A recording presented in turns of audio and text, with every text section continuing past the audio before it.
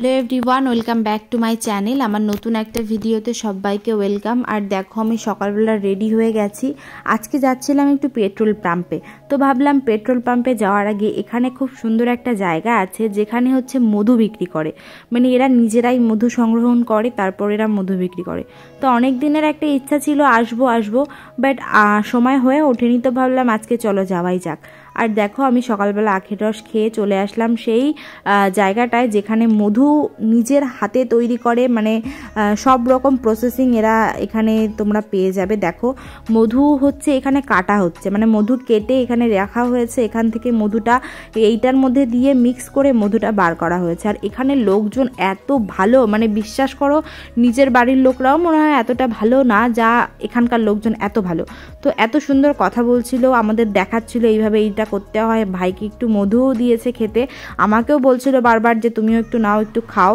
আর এখানে কিন্তু এটা পুরোপুরি পিওর মধু, এখানে কোনো রকম ডুপ্লিসিটি বা কোনো রকম ভেজাল কিছু পাবে না, পুরোপুরি খাঁটি মধু। মধুটা এত সুন্দর লাগছিল দেখতে। দেখো আমার হাতে, তোমরা দেখলে বুঝতে পারবে যে মধুটা কতটা সফট। তো আমাকে তো দিল খেতে, এবার আমি বুঝতে পারছিলাম না যে এটা এখানে বসে খাবো না সামনে গিয়ে, কারণ এখানে প্রচুর মধু পোকা, এইগুলো কিন্তু প্রচুর কামড় দেয়। এইগুলো যদি কামড় দেয় তাহলে ভাই প্রচুর মানে সাংঘাতিক অবস্থা। আমি তো মধুটা খেয়ে বিশ্বাস করো পুরো ফিদা হয়ে গেছে। আমি সেরকম মধু কখনো খাইনি, আর আমার তেমন খাওয়ার কোনো ইচ্ছাও ছিল না, বাট আজকে এত খেতে ইচ্ছা করছিল, আমাকে উনি দিয়েছে জাস্ট একটু হাতে। মানে উনি বলছিল আরও নেওয়ার কথা, বাট আমি নিইনি। আমি নেক্সট আর একদিন আসবো, সেদিন আমি অনেকটা মধু নিয়ে যাব, আর সেদিন তোমাদের সাথে পুরোপুরি শেয়ার করব জায়গাটা কোথায়। এখানের যে মানুষগুলো কাজ করে এরা কিন্তু প্রচুর ভালো, মানে প্রচুর অত্যন্ত ভালো। তারপর আমি বাড়িতে চলে এসেছি। তারপর আমি দুপুরের লাঞ্চটা কমপ্লিট করলাম। লাঞ্চটা কমপ্লিট করার পর আমি রেডি হয়ে নিয়েছি। আজকে কিন্তু খুব সুন্দর একটা জায়গায় যাচ্ছি। দেখো কি সুন্দর চারিপাশটার ওয়েদারটা। আমার না সবসময় গ্রাম্য প্রকৃতি, গ্রাম্য পরিবেশ, আমার এইসবই ভাল লাগে। হ্যাঁ, আমি গ্রামের মেয়ে, কিন্তু তবুও আমার গ্রামে ভাল লাগে। অনেকে আছে যারা গ্রামে থাকে, বাট তারা সবসময় চায় আমি যদি একটুখানি হাই কোয়ালিটি ভালো জায়গায়, সামথিং তোমার কলকাতা টাউন এইসব জায়গায় থাকতে।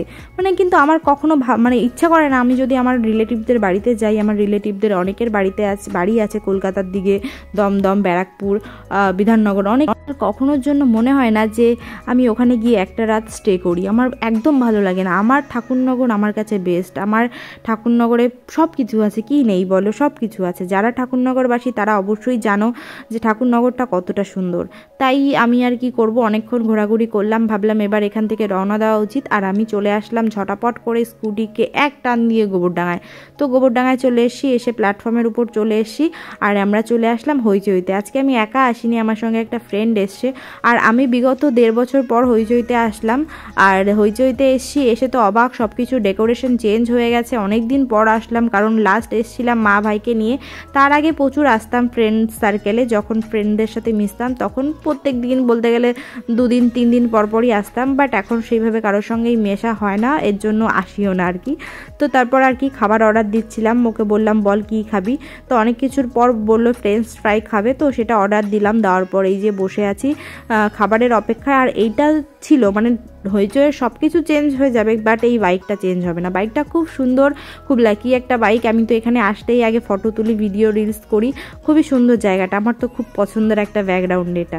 তারপর আর কি এবার আমরা খাবার খেতে বসবো, অনেকটা লেট হয়ে গেছে, বাট খাবারই দিচ্ছিল না। কি করব বলো, অনেকক্ষণ ওয়েট করে থাকতে থাকতে বোর হয়ে যাচ্ছিলাম, ভাবছিলাম কখনকার দেবে খাবার, দেবে কখন। তারপর আমাদের খাবার চলে আসলো। তো খাবার চলে আসার পর আমরা তাড়াতাড়ি করে ঝটাপট খাবারটা খেয়ে নিলাম, কারণ আমাদের এখান থেকে এবার বেরোতে হবে, কারণ আমাদের অনেকটা দূর যেতে হবে।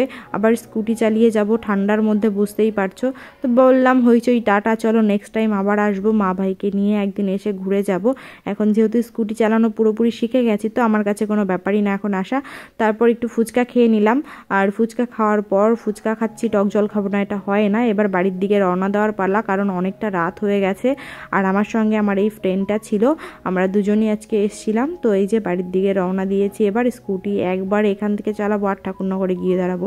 তো তারপর দেখতেই পাচ্ছ আমি বাড়িতে চলে এসেছি। বাড়িতে আসার পর এত পরিমাণ ঠান্ডা লাগছিল কি বলবো। তোমার ভিডিওটা এই পর্যন্তই। ভালো লাগলে লাইক, কমেন্ট, শেয়ার। টাটা, সবার সাথে দেখা হবে নেক্সট ভিডিওতে।